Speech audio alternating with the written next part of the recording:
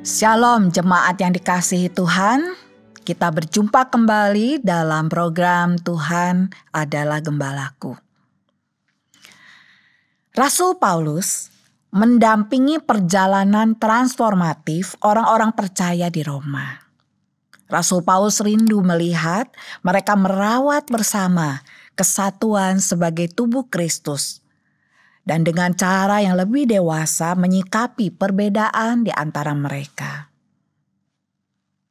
Ada seorang ahli perjanjian baru yang bernama Mike Bird menjelaskan bahwa ada 3 tingkat kepentingan. Yang pertama, hal-hal yang penting mengenai keselamatan. Yang kedua, hal-hal yang penting bagi iman dan gereja, tetapi tidak berkaitan dengan masalah keselamatan. Dan yang ketiga, hal-hal yang tidak penting yang dapat diperdebatkan. Contoh dari tingkat yang ketiga ini adalah soal makan daging yang menjadi masalah bagi orang-orang Kristen yang lemah tetapi tidak bagi yang kuat.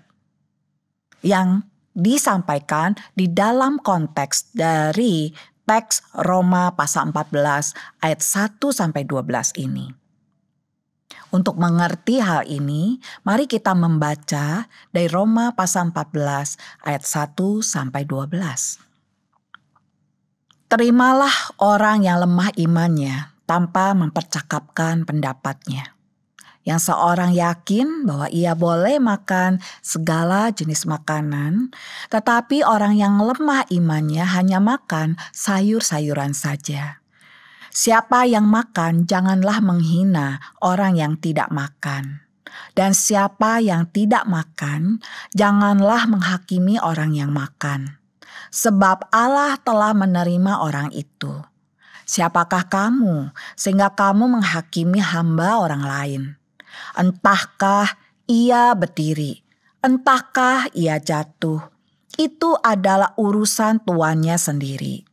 Tetapi ia akan tetap berdiri karena Tuhan berkuasa menjaga dia terus berdiri.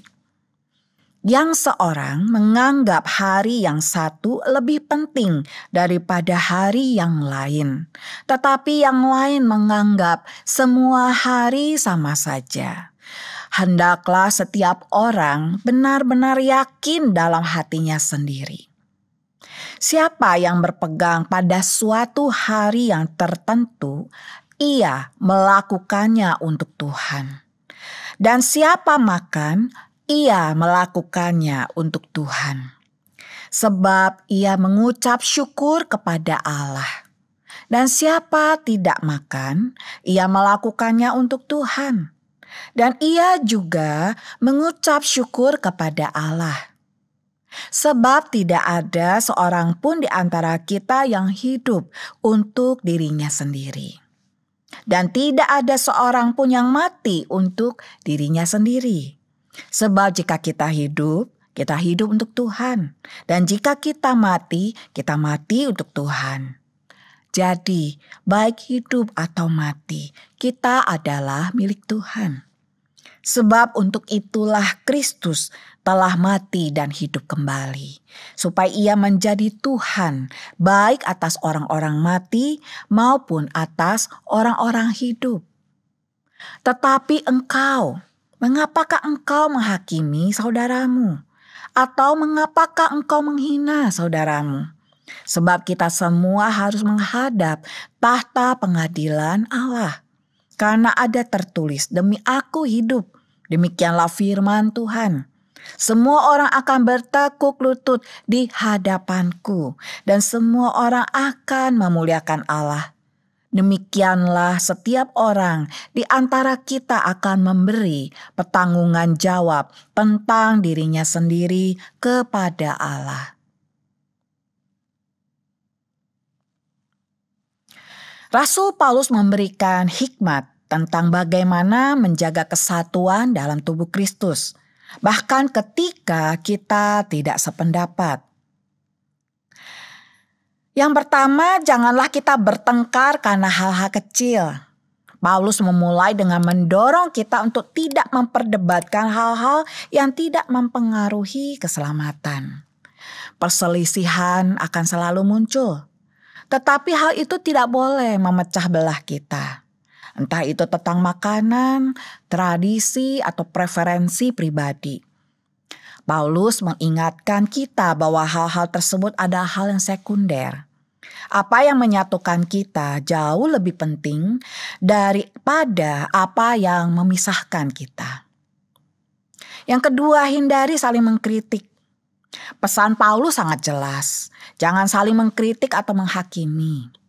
Sangat mudah untuk meremehkan orang lain yang memiliki pendapat yang berbeda. Tetapi kita semua berada dalam perjalanan yang sama, yaitu belajar mengikut Kristus. Marilah kita bersikap baik, sabar, dan penuh pengertian, percaya bahwa Tuhan telah menerima kita masing-masing apa adanya.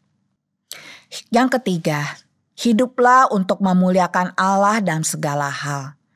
Segala sesuatu yang kita lakukan, baik besar maupun kecil, haruslah dilakukan dengan niat untuk memuliakan Allah. Tujuan utama kita adalah untuk menyenangkan hati Tuhan. Yang keempat, Kristus adalah Tuhan atas hidup kita. Kristus adalah pusat kehidupan, baik dalam hidup maupun mati. Kita adalah miliknya. Segala sesuatu yang kita lakukan harus mencerminkan ketuhanan Kristus. Ketika kita mengingat bahwa Kristus adalah Tuhan kita, maka akan lebih mudah untuk melepaskan perbedaan-perbedaan kita dan merangkul kesatuan yang Tuhan rindukan. Yang kelima, hanya Allah yang menjadi hakim kita. Rasul Paulus mengingatkan bahwa hanya Allah yang dapat menghakimi kita. Pada akhirnya kita semua akan berdiri di hadapan Tuhan dan memberikan pertanggungjawaban atas hidup kita. Dalam kehidupan gereja yang dinamis dan terus bergerak untuk bertumbuh, mari kita renungkan. Apakah kita sudah menjadi seseorang yang hatinya dipenuhi kasih Kristus, sehingga kita bisa duduk bersama, berdiskusi tentang perbedaan pendapat tanpa merobek kesatuan kasih kita. Mari kita berdoa. Bapa dalam kerajaan surga, kami bersyukur bagaimana hidup kami sudah diperdamaikan dengan Allah oleh karena pengorbanan Kristus Yesus di atas kayu salib. Dan kami bersyukur Tuhan bagaimana damai yang Tuhan berikan dalam hidup kami ini. Menolong kami juga untuk merajut kasih dengan sesama kami. Untuk membangun kesatuan tubuh Kristus. Karena itu Tuhan, kami memohon pertolongan-Mu agar hati kami yang sudah dipenuhi oleh kasih Tuhan, biarlah kami boleh punya satu kerinduan untuk terus menjaga kesatuan tubuh Kristus. Kami rindu membangun gereja kami Tuhan. Bagaimana kami bisa memberkati dengan menjaga kesatuan yang ada dalam gereja kami. Mampukan kami Tuhan dengan hikmat, dengan pertolongan yang berasal dari Engkau. Terima kasih Tuhan Yesus, kami berdoa. Kami serahkan doa ini. Amin.